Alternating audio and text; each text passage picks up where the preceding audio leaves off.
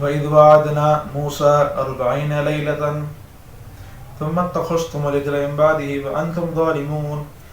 اب پھر اللہ رب العزت نے موسیٰ علیہ السلام کی قوم کو فرعون سے نجات دے دی، یہ انہوں نے دریا کلثوم پار کیا اور پھر دوسرے علاقے کے اندر آ گئے، نجات دے دی اللہ رب العزت نے۔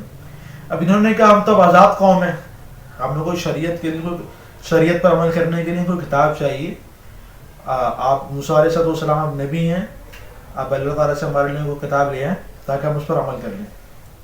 اب اللہ رب العزت سے بات ہوئی تو پھر اللہ رب العزت نے 30 راتوں کا حکم دیا کہ کوہ طور کے اوپر 30 راتوں کا قیام کیجیے، 30 راتوں کا اعتکاف کرنے کا حکم دیا۔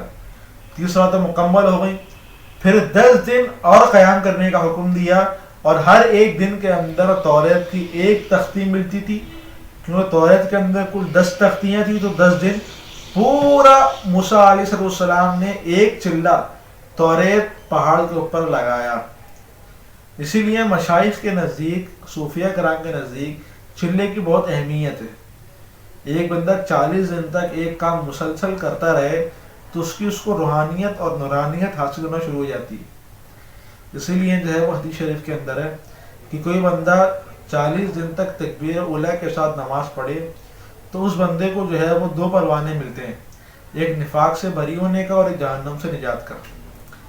تو اس لیے صوفیہ کرام میں جو ہے وہ 40 دن کی ان کے یہاں ایک خاص مقدار ہے، اور جس سے لوگوں کو بہت فائدہ بھی ہوتا ہے۔ جو بندہ عمومی طور پہ دیکھا گیا ہے، جو بندہ چلہ لگا کر آتا ہے اللہ تعالیٰ کے راستے کے اندر، یا پھر جو بندہ خانقاہ کے اندر چلہ لگاتا ہے، تو 40 دن کے اندر اس کی طبیعت ہی بدل جاتی ہے، نیک اور صالح ہو جاتا ہے، دین پر عمل کرنے والا ہو جاتا ہے۔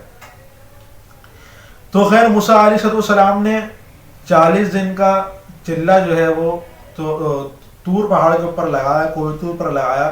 پھر اللہ رب العزت نے موسیٰ علیہ السلام کو کتاب دی، توریت کتاب دی، اور موسیٰ علیہ السلام قوم کے پاس وہ توریت کتاب لے کر آئے۔